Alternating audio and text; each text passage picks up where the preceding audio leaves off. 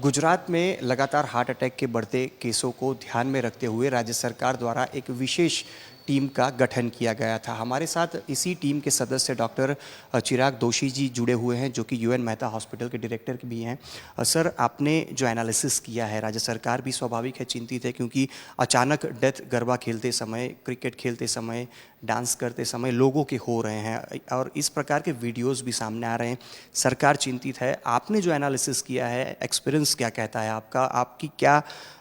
Report है? 4 doctors द्वारा क्या निष्कर्ष निकल पाया है? पहले तो आपका धन्यवाद करूंगा कि आपने समय निकाल के ये बहुत ही संशोधन और चर्चा का विषय है और चिंतित विषय है, जिसके ऊपर राज्य सरकार भी बहुत ही सीरियस है। और हमारे माननीय मुख्यमंत्री श्री और माननीय आरोग्य मंत्री श्री से भी हमारी बहुत सारी चर्चाएं हुई है, बहुत सारी मीटिंग हुई है और बहुत सारे निष्कर्ष भी सामने आए हुए हैं। जहाँ तक सवाल है कि जिसे आपने पूछा कि जैसे बहुत सिंपल सा आपको आंसर दूं तो इसका कि हमको समझना ज़रूरी है कि हर एक सडन डेथ कार्डियक डेथ नहीं हो सकती और हर एक कार्डियक डेथ हार्ट अटैक की वजह से नहीं हो सकती है।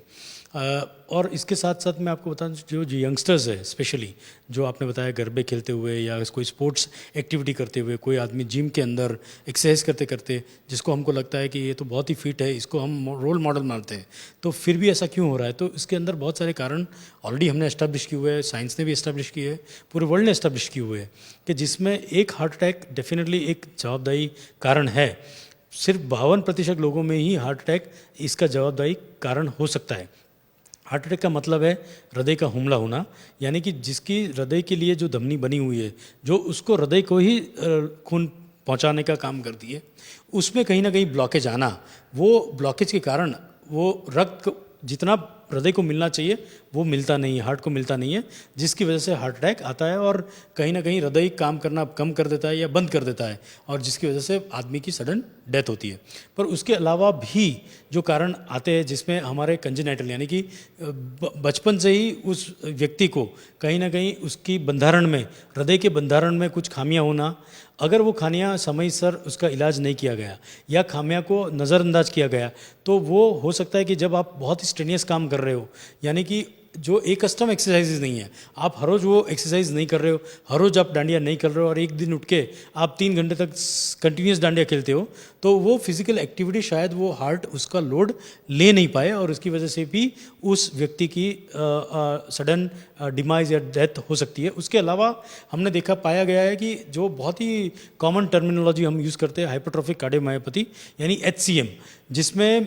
जो हार्ट के मसल्स का बंधारण होता है वो एबनॉर्मल पाया गया होता है, जिसकी वजह से वो भी फैमिली में रन करते हैं। और अगर किसी की फैमिली हिस्ट्री इतनी स्ट्रांग हो, जिसमें भी अनएक्सप्लेन डेथ कभी ना कभी किसी को फर्स्ट ब्लड रिलेटिव को हुआ हो, तो उस व्यक्ति को, उसका हर एक फैमिली मेम्बर्स को उस डिसीज़ के लिए स्क्रीनिंग टेस्ट करके एस्टैब्लिश करना चाहिए कि ये बीमारी मेरे में नहीं है। अगर वो बीमारी उनमें पाई गई है तो उनको कॉम्पिटिटिव स्पोर्ट्स में या कॉम्पिटिटिव एक्सरसाइजेज में ज़्यादा हिस्सा नहीं लेना चाहिए और उसकी दवाई करके उसका निदान करना चाहिए।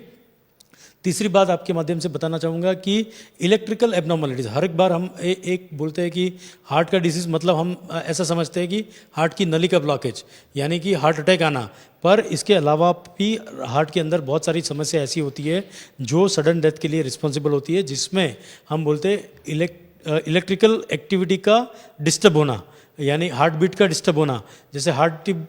डिस्टर्ब हुआ मतलब हार्ट जिस तरह से नॉर्मली बीट करना चाहिए उसकी वजह एबनॉर्मल बीट करता है, यानी हार्ट में बोलते हैं फिब्रिलेट करना, टेकिकार्डिया होना, हार्ट की गतिविधि को अनेक गुना बढ़ाना। तो हार्ट में जितना खून रखना चाहिए वो रखता नहीं है, जितना पंप करना चाहिए वो पंप करता नहीं है और तुरंत ही हार्ट फेल होता है और जिसकी वजह से उस व्यक्ति की या उस मानवी की उसी ऑन द स्पॉट अगर ठीक उस टाइम अगर केयर नहीं किया गया, ट्रीटमेंट नहीं किया गया और सही टाइम पे हॉस्पिटल में शिफ्ट नहीं किया गया, तो उसकी डेथ भी हो सकती है। सर, कोविड के वक्त में बहुत लोगों की कोविड की वजह से मौत भी हुई और कोविड की वजह से कहीं ना कहीं उसके बाद के समय से केसेस भी बढ़ रहे हैं हार्ट अटैक के भी। और लोगों की डेथ भी हार्ट अटैक से बढ़ती हुई बातें सामने भी आ रही है। कुछ लोग वैक्सीन को लेकर भी सवाल उठा रहे हैं कि जो वैक्सीनेशन पूरे देश में हुआ उसकी वजह से कहीं ना कहीं एक समस्या हो रही है। शुरुआत में जब वैक्सीन दी गई लोग कहते थे कहीं ना कहीं क्लॉटिंग हो रहा है, जिसकी वजह से वैक्सीन लेते समय भी कुछ लोगों को हार्ट अटैक आए थे। तो ये सारे केसेस को देखते हुए क्या लग रहा है कोविड के बाद जो केसेस बढ़े हैं और ख़ास करके यंगस्टर्स में, क्योंकि आज से कुछ साल पीछे जाते हैं तो बहुत स्पष्ट देखते हैं कि 45 साल के उम्र के ऊपर के लोगों को हार्ट अटैक आते थे। आज हम देख रहे हैं 10 साल, 15 साल, 20 साल के लोगों को। जैसे मैंने आपको बताया कि ये ग्लोबल ट्रेंड है, यानी कि नॉन कम्युनिकेबल डिसीज़, जिसको हम शॉर्ट फॉर्म में एनसीडी बोलते हैं, वो लगातार धीरे धीरे हर साल बढ़ रहा है। और सिर्फ भारत देश में नहीं, पूरे विश्व में ये एनसीडी की परसेंटेजेस बढ़ रही है। नंबर 1। नंबर 2, जहाँ तक आपने बताया कोविड की समस्या की वजह से या कोविड इन्फेक्शन की वजह से क्या हार्ट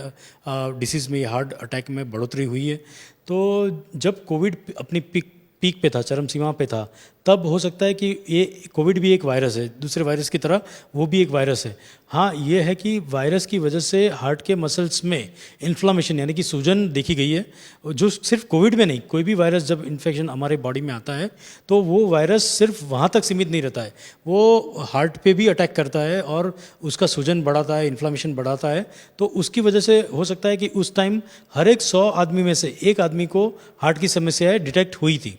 दूसरा है कि कोविड वायरस से जब वो अपने एक्यूट फेज में था, तब हार्ट के अंदर, हार्ट की नलियों में थ्रोम्बोसिस यानी कि क्लॉट फॉर्मेशन होने, ये कोविड में पाया गया है। पर वो कोविड जब अपने एक्यूट फेज में था तब, जब कोविड हम जैसे समझते हैं कि 3 साल से हमारा देश सुरक्षित है कोविड से, पिछले ढाई साल से एटलीस्ट, तो क्या 2.5 साल के बाद भी हार्ट के ऊपर कोई असर पाई गई है? तो बहुत सारे इसमें भी संशोधन हुए हैं और बहुत सारे पेपर्स भी पब्लिश किए गए हैं कि जिसमें कोविड से डायरेक्टली कोई भी लिंक हार्ट के मसल्स या हार्ट की नली में पाई गई नहीं है। यानी कि जो भी कोविड डेथ थी वो सिर्फ एक्यूट फेज में ही हार्ट रिलेटेड डेथ पाई गई है। लॉन्ग टर्म में या लॉन्ग कोविड सिंड्रोम में डायरेक्टली हार्ट पे अटैक करके हार्ट अटैक लाना और हार्ट की वजह से डेथ होना बिल्कुल हमारे भी संशोधन में नहीं आया, और वही संशोधन मेरे ख्याल से पूरी दुनिया ने भी यही प्रूव किया हुआ है। अच्छा सर, खास करके आपने जो एनालिसिस किया है, कितने केसेस पर एनालिसिस आपने किया है और लोग बचने के लिए क्या करें, क्योंकि लोगों में एक डर तो है, क्योंकि ज़िंदगी से ज़्यादा कुछ भी नहीं हो सकता है। बिल्कुल आपकी बात सही है कि ज़िंदगी से ज़्यादा कुछ भी नहीं हो सकता है, और हम इसीलिए लगातार प्रयास कर रहे हैं कि आपके माध्यम से लोग बिल्कुल डरे नहीं। पहली बात, ये ऐसा विषय है कि ये सावधानी बरतने का विषय है, जागरूकता लाने का विषय है, अवेयरनेस लाने का विषय है। क्योंकि क्या है कि ये सब हमारे मिसबिलीव मीथ है कि अभी एकदम से सडन स्टीप राइज हुआ है हार्ट अटैक में, स्पेशली यंग जनरेशन में। तो हमारा जो एनालिसिस है, जो करीबन 4298 पेशेंट्स पे किया गया है, और उसमें कोविड पहले के और कोविड बाद के भी बहुत सारे पेशेंट्स में किया गया है, जिसमें हमने पाया है कि एनालिसिस के आधार पे हम बता सकते हैं कि इसमें कोई भी सिग्निफिकेंट बढ़ोतरी बिल्कुल नहीं हुई है। इतने ही मरीज़ हमारे पास, यंग मरीज़ जिसकी आयु 40 से नीचे थी और 40 के ऊपर थी, उसमें कोई भी परसेंटेज वाइज कोई भी डिफरेंस नहीं पाया गया है। जहाँ तक आपने बताया कि क्या करें जिससे ये बीमारी से हम बच सकते हैं, या बच के भी अगर अर्ली डिटेक्ट कर ले तो शायद उस बीमारी को गंभीर परिणाम से हम उसको रोक सकते हैं। तो जैसे मैंने पहले बताया कि इसको तो पहले हमको ये जानना ज़रूरी है कि यंग मरीज़ों में भी ये बीमारी सालों से पाई गई है। तो ये मत सोचिए कि यंग मरीज़ में ये बीमारी बिल्कुल नहीं होती है। अगर यंग में कोई सिम्टम्स आया है तो उसको मेहरबानी करके आप उसको इग्नोर मत कीजिएगा, उसको आप सीरियसली लीजिए, उसको स्क्रीनिंग कराइए, उसको इवेल्यूट कराइए कि क्या ये मेरा जो पेन है, या मैं थक रहा हूँ, या मुझे शॉर्टनेस ऑफ ब्रेथ हो रही है, या मुझे चक्कर आ रहे हैं, या मैं बेहोश हुआ था, तो ये सब हो सकता है कि हार्ट की वजह से कहीं ना कहीं रिफ्लेक्ट होते हो। तो उसको आप तुरंत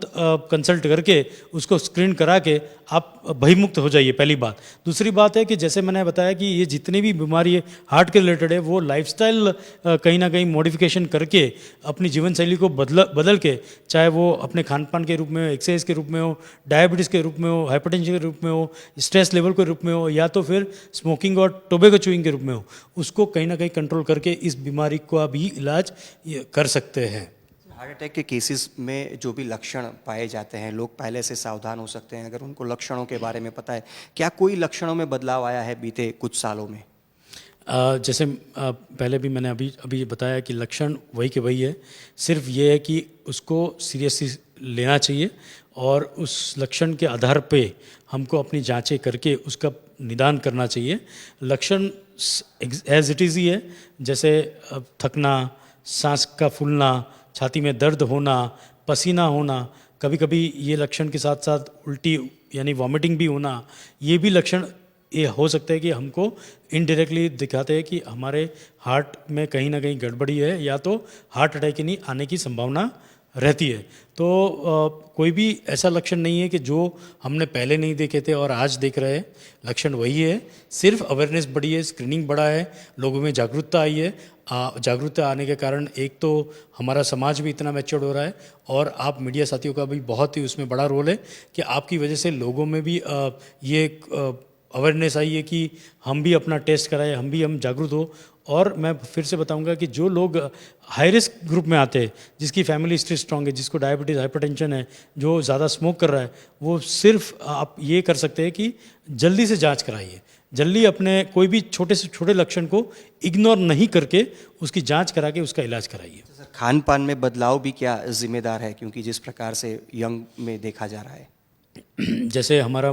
दुनिया यानी कि इंडिया वेस्टर्नाइज हो रहा है, मॉडर्नाइज हो रहा है, हमारे खान पान की पद्धति, जीवन शैली भी बदली हुई है। जहाँ पे जंक फूड की बात करते हैं तो हम जंक फूड में ज़्यादा से ज़्यादा सेवन करना चालू किया हुआ है। तो मुझे लगता है कि जंक फूड को कहीं ना कहीं एक